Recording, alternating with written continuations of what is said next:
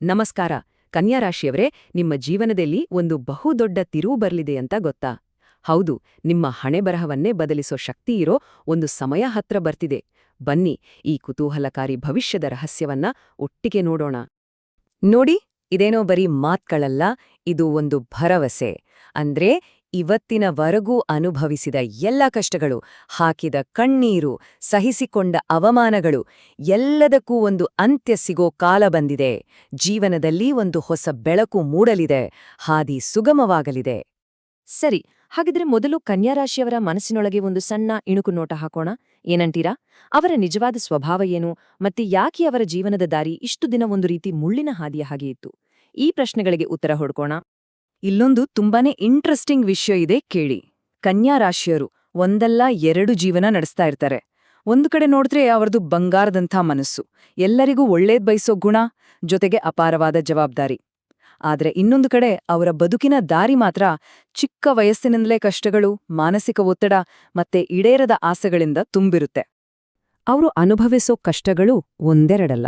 ನೋಡಿ, ಹಣಕಾಸಿನ ಸಮಸ್ಯೆ ಇರ್ಬೋದು, ಅಥವಾ ಜೊತೆಗಿರೋ ಸಂಗಾತಿಯಿಂದ ಸರಿಯಾದ ಸಪೋರ್ಟ್ ಸಿಗದೇ ಇರ್ಬೋದು, ಕುಟುಂಬಕ್ಕೋಸ್ಕರ ತಮ್ಮ ಆಸೆಗಳನ್ನೇ ಬದಿಗೊತ್ತಿ ಬದುಕೋದು, ಹೀಗೆ ಯಾವಾಗ್ಲೋ ಭೂತಕಾಲದ ಬಗ್ಗೆ ಕೊರಗ್ತಾ ಭವಿಷ್ಯದ ಬಗ್ಗೆ ಚಿಂತೆ ಮಾಡ್ತಾ ಇರೋದ್ರಿಂದ ಅವರಿಗೆ ವರ್ತಮಾನದಲ್ಲಿ ಖುಷಿಯಾಗಿರೋಕೆ ಆಗ್ತಿರಲ್ಲ. ಸರಿ, ಈಗ ಬರೋಣ ಈ ವಿಶ್ಲೇಷಣೆಯ ಅತ್ಯಂತ ಪ್ರಮುಖ ಭಾಗಕ್ಕೆ. ಆ ಒಂದು ಡೇಟ್, ಮಾರ್ಚ್ 2ನೇ ತಾರೀಕು. ಈ ದಿನದ ನಂತರ ಜೀವನದಲ್ಲಿ ಒಂದು ದೊಡ್ಡ ಬದಲಾವಣೆ ಆಗಲಿದೆ. ಇದು ನಿಮ್ಗೆ ಸ್ಪಷ್ಟತೆಯನ್ನ ಮತ್ತು ಪಾಸಿಟಿವ್ ಬದಲಾವಣೆಯನ್ನ ತರೋ ಸಮಯ.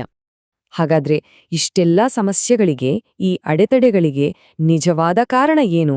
ಯಾರಿದ್ರ ಹಿಂದೆ ಇರೋದು? ಏನಾದ್ರೂ ಐಡಿಯಾ ಇದ್ಯಾ?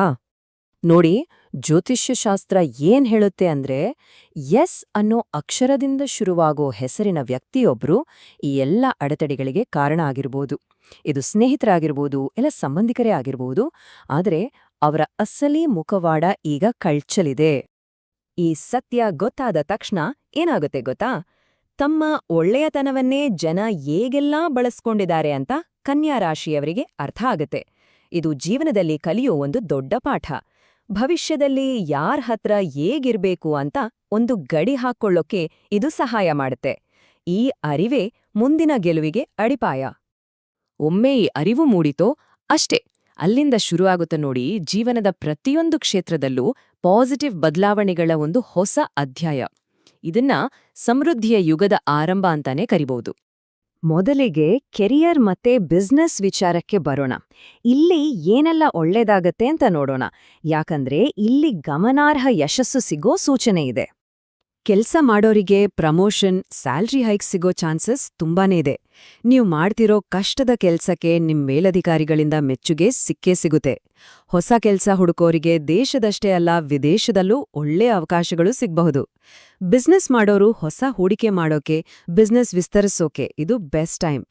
ಸರಿ, ಕೆರಿಯರ್ನಲ್ಲಿ ಇಷ್ಟೆಲ್ಲ ಒಳ್ಳೇದಾದ್ರೆ ದುಡ್ಡಿನ ವಿಚಾರದಲ್ಲಿ ಏನಾಗುತ್ತೆ? ಯಾಕಂದ್ರೆ ಅದು ಕೂಡ ಅಷ್ಟೇ ಮುಖ್ಯ ಅಲ್ವಾ? ಬನ್ನಿ ನೋಡೋಣ. ಹಣಕಾಸಿನ ವಿಚಾರದಲ್ಲಿ ಹೇಳೋದಾದ್ರೆ ಆದಾಯ ಜಾಸ್ತಿಯಾಗುತ್ತೆ. ಹಳೆ ಸಾಲಗಳೆಲ್ಲ ತೀರೋದಕ್ಕೆ ಒಂದು ದಾರಿ ಕಾಣಿಸುತ್ತೆ. ಅಷ್ಟೇ ಅಲ್ಲ, ನೀವು ಹಿಂದೆ ಎಲ್ಲಾದ್ರೂ ಇನ್ವೆಸ್ಟ್ ಮಾಡಿದ್ರೆ ಅದರಿಂದ ಒಳ್ಳೆ ಲಾಭ ಬರೋ ಸಾಧ್ಯತೆ ಇದೆ. ಸ್ವಂತ ಮನೆ, ಜಾಗ ಅಥವಾ ಒಂದು ಗಾಡಿ ತಗೋಬೇಕು ಅನ್ನೋ ಕನಸು ಕೂಡ ನನ್ಸಾಗ್ಬೋದು. ಒಟ್ನಲ್ಲಿ ನಿಮ್ಮ ಉಳಿತಾಯ ಹೆಚ್ಚಾಗಲಿದೆ. ದುಡ್ಡಿನ ಸಮಸ್ಯೆ ಬಗೆಹರಿದ ಮೇಲೆ ಸಹಜವಾಗೇ ಕುಟುಂಬ, ಸಂಬಂಧಗಳು ಎಲ್ಲೆಲ್ಲ ಖುಷಿ ಮತ್ತೆ ನೆಮ್ಮದಿ ವಾಪಸ್ ಬರುತ್ತೆ. ಮನೆಯಲ್ಲಿರೋ ಮುನಿಸು, ತಪ್ಪು ತಿಳುವಳಿಕೆಗಳೆಲ್ಲ ಮಾಯವಾಗಿ ಒಂದು ರೀತಿ ಶಾಂತಿಯ ವಾತಾವರಣ ನಿರ್ಮಾಣ ಆಗುತ್ತೆ. ಮದುವೆ, ಮಗು, ಈ ತರದ ಶುಭ ಕಾರ್ಯಗಳು ನಡೆಯೋ ಸೂಚನೆ ಕೂಡ ಇದೆ. ಮಕ್ಕಳ ಓದಿನಲ್ಲಿ ಅದ್ಭುತ ಪ್ರಗತಿ ಕಾಣುತ್ತೆ. ಪ್ರೀತಿ ಮಾಡ್ತಿರೋರ್ಗೆ ಅದು ಮದುವೆಯ ಹಂತಕ್ಕೆ ಹೋಗೋ ಸಾಧ್ಯತೆಗಳು ಹೆಚ್ಚಾಗಿವೆ. ಇದೆಲ್ಲದರ ಜೊತೆಗೆ ಅತಿ ಮುಖ್ಯವಾಗಿ ಆರೋಗ್ಯದ ವಿಚಾರದಲ್ಲೂ ಗಮನಾರ್ಹ ಸುಧಾರಣೆ ಕಾಣಿಸುತ್ತೆ. ಯಾಕಂದ್ರೆ ಆರೋಗ್ಯನೇ ಭಾಗ್ಯ ಅಲ್ವಾ? ನೋಡಿ, ಈ ಚಾರ್ಟ್ ಎಲ್ಲವನ್ನೂ ಹೇಳ್ಬಿಡುತ್ತೆ. ತುಂಬಾ ದಿನಗಳಿಂದ ಕಾಡ್ತಿದ್ದ ಆರೋಗ್ಯದ ಸಮಸ್ಯೆಗಳು ಕಡಿಮೆ ಆಗ್ತಾ ಹೋಗುತ್ತೆ. ಸುಮ್ಸುಮ್ನೆ ಬರ್ತಿದ್ದ ಭಯ, ಆತಂಕಗಳೆಲ್ಲ ದೂರವಾಗಿ ಮನಸ್ಸಿಗೆ ನೆಮ್ಮದಿ ಸಿಗುತ್ತೆ. ಒಂಥರ ಹೊಸ ಎನರ್ಜಿ, ಹೊಸ ಹುಮ್ಮಸ್ಸು ಬರುತ್ತೆ. ಸರಿ, ಏನೆಲ್ಲ ಒಳ್ಳೇದಾಗತ್ತೆ ಅಂತ ಈಗ ಗೊತ್ತಾಯ್ತು. ಆದ್ರೆ ಬರ್ತಿರೋ ಈ ಒಳ್ಳೆಯ ಸಮಯವನ್ನ ಇನ್ನೂ ಚೆನ್ನಾಗಿ ಬಳಸ್ಕೊಳ್ಳೋಕೆ ನಾವು ಏನ್ ಮಾಡಬಹುದು? ಅದಕ್ಕೂ ಕೆಲವು ಮಾರ್ಗದರ್ಶನ ಇದೆ. ನೋಡೋಣ ಬನ್ನಿ. ಇಲ್ಲೊಂದು ಸಿಂಪಲ್ ಆದ್ರೆ ತುಂಬಾನೇ ಪವರ್ಫುಲ್ ಪರಿಹಾರ ಇದೆ. ಪ್ರತಿ ಮಂಗಳವಾರ 5 ನಿಂಬೆಹಂಗ ತಗೊಂಡು ಹನುಮಂತನ ದೇವಸ್ಥಾನಕ್ಕೆ ಹೋಗಿ ದೇವರ ಪಾದದ ಹತ್ರ ಇಟ್ಟು ಚೆನ್ನಾಗಿ ಪ್ರಾರ್ಥನೆ ಮಾಡ್ಕೊಳ್ಳಿ. ಪೂಜೆ ಆದ್ಮೇಲೆ ಅದನ್ನ ವಾಪಸ್ ತಗೊಂಡು ಬಂದು ಮನೆ ಮುಖ್ಯ ಬಾಗಿಲಿಗೆ ಕಟ್ಟಿ. ಇದರಿಂದ ನೆಗೆಟಿವ್ ಎನರ್ಜಿ ಮನೆಯೊಳಗೆ ಬರುವುದಿಲ್ಲ ಅನ್ನೋದು ನಂಬಿಕೆ. ಹಾಗೇನೆ ಮಂಗಳವಾರದ ದಿನ ಕೆಲವು ವಿಷಯಗಳನ್ನ ಪಾಲಿಸಿದ್ರೆ ತುಂಬಾನೇ ಒಳ್ಳೇದು. ಹನುಮಾನ್ ಚಾಲಿಸ ಹೇಳೋದು, ದೇವಸ್ಥಾನಕ್ಕೆ ಹೋಗೋದು ಇವೆಲ್ಲ ಮಾಡ್ಬೋದು. ಆದ್ರೆ ಸಾಧ್ಯವಾದಷ್ಟು ದೊಡ್ಡ ಪ್ರಯಾಣ ಅಥವಾ ಹೊಸ ಕೆಲ್ಸ ಶುರು ಮಾಡೋದನ್ನ ಅವಾಯ್ಡ್ ಮಾಡಿ. ಜೊತೆಗೆ ಕೆಂಪು ಬಣ್ಣದ ಬಟ್ಟೆ ಹಾಕೋದು ಅಥವಾ ಕೆಂಪು ಬಣ್ಣದ ಪದಾರ್ಥಗಳನ್ನ ತಿನ್ನೋದನ್ನ ಕಮ್ಮಿ ಮಾಡಿದ್ರೆ ಉತ್ತಮ. ಇಷ್ಟೇ ಅಲ್ಲ, ಇನ್ನೂ ಕೆಲವು ಒಳ್ಳೆ ಕೆಲಸಗಳನ್ನ ಮಾಡ್ಬೋದು. ಬುಧವಾರ ಹಸುವಿಗೆ ಹಸಿರು ಹುಲ್ಲು ಕೊಡೋದು, ಶನಿವಾರ ಕಾಗೆಗಳಿಗೆ ಅನ್ನ ಇಡೋದು, ಬೀದಿನಾಯಿಗಳಿಗೆ ಏನಾದ್ರೂ ತಿನ್ನೋಕ್ ಕೊಡೋದು. ಇಂಥ ಚಿಕ್ಕಪುಟ್ಟ ಸೇವೆಗಳಿಂದ ತುಂಬಾನೇ ಪಾಸಿಟಿವ್ ಎನರ್ಜಿ ಬರುತ್ತೆ. ಇದೆಲ್ಲಕ್ಕಿಂತ ಮುಖ್ಯವಾಗಿ ಮನೆಯಲ್ಲಿರೋ ಹೆಣ್ಮಕ್ಕಳನ್ನ ಅಂದ್ರೆ ಅಕ್ಕ ತಂಗಿ, ಚಿಕ್ಕಮ್ಮ ಇವರನ್ನೆಲ್ಲ ಗೌರವದಿಂದ ನೋಡ್ಕೊಳ್ಳೋದು ತುಂಬಾನೇ ಶುಭಕರ. ಸರಿ, ಕೊನೆಯದಾಗಿ ಈ ಎಲ್ಲಾ ವಿಶ್ಲೇಷಣೆಯ ಸಾರಾಂಶ ಏನು ಅಂದ್ರೆ, ನಾವು ಇದ್ರಿಂದ ಏನ್ ತಿಳ್ಕೊಳ್ಬೇಕು ಅದ್ರ ಬಗ್ಗೆ ಮಾತಾಡೋಣ. ಒಂದ ವಿಷಯ ಯಾವಾಗ್ಲೂ ನೆನಪಲ್ಲಿಡಿ, ಈ ಎಲ್ಲಾ ಜ್ಯೋತಿಷ್ಯ ಪರಿಹಾರಗಳಿಗಿಂತ ದೊಡ್ಡದು ಅಂದ್ರೆ ಅದು ನಿಮ್ಮ ಪ್ರಯತ್ನ ಮತ್ತೆ ನಿಮ್ಮ ಮೇಲಿರೋ ನಂಬಿಕೆ.